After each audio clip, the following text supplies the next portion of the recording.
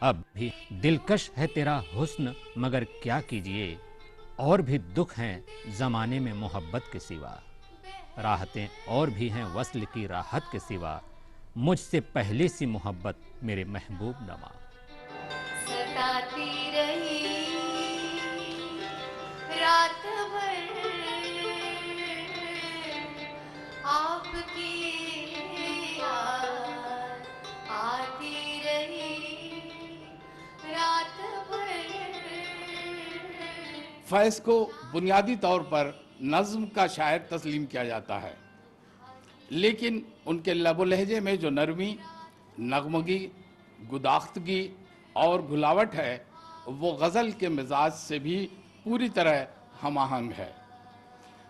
وہ افکار و جذبات کی رو میں نہیں بہتے بلکہ اس میں توازن برقرار رکھتے ہیں، چنانچہ وہ آپ بیتی بھی بیان کرتے ہیں تو وہ جگ بیتی محسوس ہوتی ہے، کیونکہ زندگی کے مسائل و مشاہدات ان کے ہاں تخلیقی تجربہ بن کر ابھرتے ہیں، اور اس طرح ابھرتے ہیں کہ معنی کی نئی سطحیں لے کر آتے ہیں جو گہری و دیرپا اور اثر آفری ہوتی ہے۔ بول کہ لب آزاد ہیں تیرے، بول زباں اب تک تیری ہے، تیرا ستواں جسم ہے تیرا، بول کہ جاں اب تک تیری ہے۔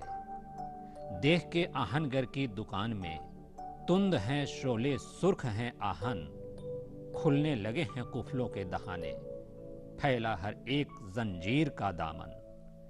بول یہ تھوڑا وقت بہت ہے، جسم و زباں کی موت سے پہلے، بول کہ سچ زندہ ہے اب تک، بول جو کچھ کہنا ہے کہہ لے۔ فیض کی شاعری میں جمالیات کے پردہ حریری کے پیچھے سرخ شعلہ بھی ہلکا ہلکا دہکتا نظر آتا ہے، جس میں گرمی بھی ہے، حرکت بھی ہے اور توانائی بھی۔ وہ اس شعلے کو شعلے جوالا اس لیے نہیں بننے دیتے کہ اس سے جمالیات کا پردہ جل کر خاک نہ ہو جائے، لیکن اس میں ایسی استقامت ہے کہ نامساعد حالات میں بھی وہ اپنی حرارت برقرار رکھتا ہے۔ 20ویں صدی کے شعراء میں اقبال کے بعد فیض سب سے زیادہ مقبول ہیں۔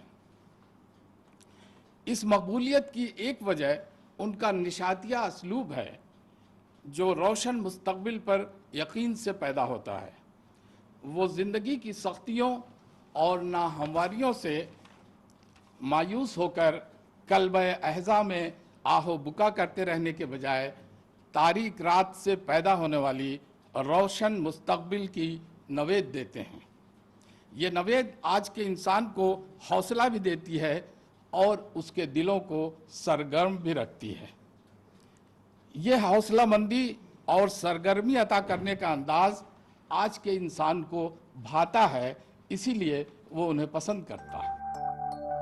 وہ وقت میری جاں بہت دور نہیں ہے، جب درد سے رک جائیں گی سب جشت کی راہیں، تھک جائیں گی تیری کھوئی ناکام نگاہیں، چھن جائیں گی مجھ سے میرے آنسو میری آہیں، شاید میری الفت کو بہت یاد کرو گی، اپنے دل معصوم کو ناشاد کرو گی، آؤ گی میری گور پہ تم اشک بہانے، نوخیز بہاروں کے حسین پھول چڑھانے۔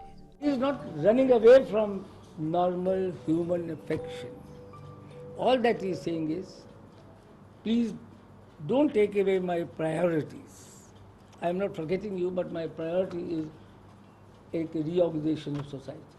تو میں سمجھتا ہوں کہ آپ یہ جو ایک یووا پیڑھی ہے، جوان پیڑھی ہے، وہ اس سے بہت کچھ لیسن سیکھے گی۔ فیض صاحب کو کم از کم میں کوئی 40 یا 50 مرتبہ ملا ہوں گا، ان کا کلام بھی سنا، ان سے بحث و مباحثہ بھی ہوا۔ فیض صاحب کے دل میں جو درد تھا ان لوگوں کے لیے کہ جن کے پاس کچھ نہیں، ان لوگوں کے لیے کہ جو ہر چیز سے محروم تھے، ان لوگوں کے لیے کہ جو ابھی تک وہیں پڑے ہیں جہاں تھے، ان لوگوں کے لیے کہ جن کے لیے ایک اچھا رہنا کھانا ایک خواب ہے، تو اگر ان کی اپنا جتنا بھی کلام دیکھیں، چاہے اسے ترقی پسند کہا جائے یا جو بھی نام دیا جائے، وہی درد ہر میں ٹپکتا ہے۔ ایک تو چھوٹا سا قصہ فیض صاحب کے دین کے بارے میں۔ فیض صاحب جب جیل میں تھے، انہوں نے قرآن کی تعلیم ابتدائی ظاہر حاصل کی تھی، جس طرح مسلمان گھرانوں میں ہوتا ہے، تین چار انہوں نے یعنی جو پارے تھے وہ حفظ بھی کیے تھے۔ اس کے بعد انہوں نے عربی میں ایم اے بھی کیا تھا گورنمنٹ کالج سے۔ جب وہ جیل میں بند تھے راولپنڈی کنسپریسی کیس میں، تو ان کے ایک جیلر تھے، ایک فوجی تھے، ایوب مرزا صاحب کی کتاب میں لکھا ہوا ہے کہ ایک خوبصورت نوجوان تھے۔ تو فیض صاحب اب جیل میں وہ قیدیوں کو قرآن کا درس دیا کرتے تھے، تو وہ بڑے حیران ہوئے، وہ جو صاحب تھے، یہ کامونسٹ ان کو بند کیا ہوا تھا، یہ قرآن پڑھا رہے ہیں قیدیوں کو۔ تو انہوں نے کہا فیض صاحب آپ کا مذہب کیا ہے؟ تو فیض نے کہا بھائی وہی جو مولانا روم کا تھا۔ خیر بات ختم ہو گئی۔ 3-4 سال کے بعد وہ صاحب ان کو کہیں جیل کے باہر وہ صاحب کہیں اور ان کو ملے کسی کھانے پہ کسی تقریب میں، تو انہوں نے کہا فیض صاحب مولانا روم کا مذہب کیا ہے؟ تو فیض نے کہا بھائی وہی جو میرا ہے۔ ہم اپنے دور میں گزرے جہان گزراں سے، نظر میں رات لیے دل میں آفتاب لیے، ہم اپنے وقت پہ پہنچے حضور یزداں میں، ہم اپنے وقت پہ پہنچے حضور یزداں میں، زباں پہ حمد لیے ہاتھ میں شراب لیے۔ فیض کا جو پہلا شعر ہمیں ملتا ہے وہ تقریباً 1928 کا ہے۔ ریسرچ میں وہی چیز کو اعتبار دیا جاتا ہے جو آپ کے سامنے ہوں۔ لب بند ہیں ساقی میری آنکھوں کو پلا دے، وہ جام جو منت کش صحبہ نہیں ہوتا۔ یہ غزل کا پہلا شعر ہے جو فیض کے مجموعوں میں شامل نہیں ہے، یہ غیر مطبوعہ شعر ہے، لیکن راوی جو اس زمانے میں میگزین نکلتا تھا اس میں یہ غزل فیض کی آپ کو نظر آئے گی۔ فیض کے پاس وہ کیا چیز تھی کہ فیض آج 21ویں صدی میں عظیم ترین شعراء میں شمار کیا جاتا ہے، جبکہ فیض کے پاس اس 55 سالہ مشق سخن میں صرف 70 کے قریب غزلیں ہیں، یعنی سال میں فیض نے مشکل سے 2 غزل کہی ہیں، اور میں نے اشعار غزل کے جو دیکھے تو وہ تو 500 سے کم ہیں۔ فیض کے پاس نظموں کی تعداد اگرچہ 180 ہے، لیکن اگر کل اشعار کو آپ ملائیں تو 1800 1900۔ میں نمبر اس وجہ سے یہ شمارہ آپ کی خدمت میں پیش کر رہا ہوں کہ اردو شاعری کی کہکشاں میں مرزا دبیر کے پاس 1 لاکھ سے زیادہ شعر ہیں، میر انیس کے پاس 92,000 سے زیادہ شعر ہیں، میر تقی میر کے پاس 38,000 کے قریب شعر ہیں، علامہ اقبال کے پاس 28,000 شعر ہیں، غالب کے پاس تقریباً 14,000 شعر۔ تو یہاں پر ہر صاحب استطاعت جو شعری سخن کی اقلیم رکھتا ہے اس کے پاس، تو یہ کیا بات تھی کہ فیض نے، ہم نے جو طرز بیان کی تھی قفس میں ایجاد، فیض گلشن میں وہی طرز فغاں ٹھہری ہے۔ دیکھیے جب فیض کو معلوم ہوتا ہے کہ حسن ناصر جو فیض کے ساتھ لاہور کی جیل میں تھا کچھ دن سے نظر نہیں آ رہا ہے، معلوم کرنے سے معلوم ہوتا ہے کہ حسن ناصر کو جیل میں شکنجے دے کر ٹارچر کر اس کو قتل کر دیا گیا، اس کا تعلق حیدرآباد دکن سے تھا اور اس کی فیملی کو تک اطلاع نہیں دی گئی۔ تو فیض نے اس رات میں ایک نظم لکھی۔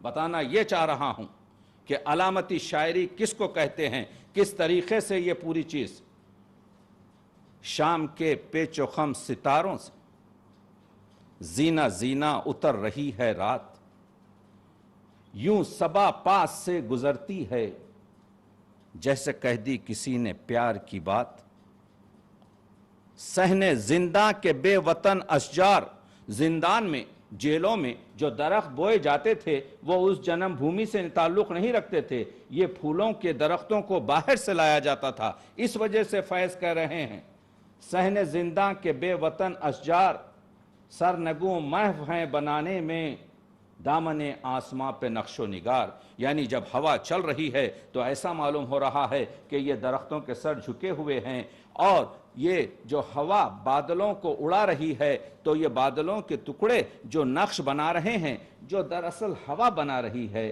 ایسا معلوم ہوتا ہے کہ زندان کی یہ درخت نیچے اپنا سر کیے ہوئے یا آسمان پر نقش و نگار بنا رہا ہے. علامتی شاعری. جب 1940 سے پہلے یہ نظم جو مسلسل آپ کو سنتے ہیں، مجھ سے پہلی سی محبت میرے محبوب نامہ، یہ جب چھپی میں نے اس زمانے کے میگزینز کا مطالعہ کیا، چو طرف سے گڑبڑ ہونے لگی کہ کیا فیض نے ایک رومانی ایک عشقی نظم کا مزہ کرکرا کر دیا. ادھر تو کہتے ہیں کہ تیری صورت سے ہے عالم میں بہاروں کو ثبات، تیری آنکھوں کے سوا دنیا میں رکھا کیا ہے. اور پھر اس طرف پلٹ کر کہتے ہیں کہ ان گنت صدیوں کے تاریک بہیمانہ طلسم ریشم و اطلس و کم خواب میں بنوائے ہوئے اور جا بجا بکتے ہوئے کوچہ و بازار میں جسم خاک میں لتھڑے ہوئے خون میں نہلائے ہوئے پیپ بہتی ہوئی. یہ شعر آپ کو نسخہ ہے وفا میں نہیں ملیں گے، نکال دیے گئے ہیں، لیکن میں آپ کو اوریجنل نظم سنا رہا ہوں.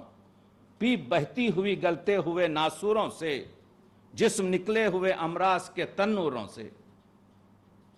فوراً کہتے ہیں جواز حاصل کرتے ہیں، لوٹ جاتی ہے ادھر کو بھی نظر کیا کیجے، اور فوراً اقرار کرتے ہیں اب بھی دلکش ہے تیرا حسن مگر کیا کیجے. تو آپ نے دیکھا کہ فیض کا یہ جو سفر ہے، یعنی مجاز سے حقیقت تک، غم جانا سے غم دوراں تک، عشق سے سماج کے عشق تک، تو فیض یہ بتانا چاہتے ہیں کہ آپ سماج کے درد کو نکال نہیں سکتے. یہ جو فیض کا اپنا آپ رخ ہے، تو فیض کے پاس اگر آپ مطالعہ کریں تو فیض کے پاس احساس کی شدت ہے، فیض کے پاس جذبے کا خلوص ہے، فیض کے پاس ایک قسم کی کوشش ہے عمل کی. یہ تین چیزوں کو ملا کر فیض بنا ہے. ایک ان کے پاس نظم ہے، اس طرح ہے کہ ہر ایک پیڑ کوئی مندر ہے، کوئی اجڑا ہوا بے نور پرانا مندر ڈھونڈتا ہے جو تباہی کے بہانے کب سے، چاک ہر بام ہر ایک در کا دم آخر ہے. اس طرح ہے کہ پسے پردہ کوئی ساحر ہے. اس سے پہلے کہتے ہیں آسماں کوئی پروہت ہے جو ہر بام تلے جسم پر راکھ ملے، ماتھے پہ سیندور ملے، سرنگو بیٹھا ہے چپ چاپ نہ جانے کب سے.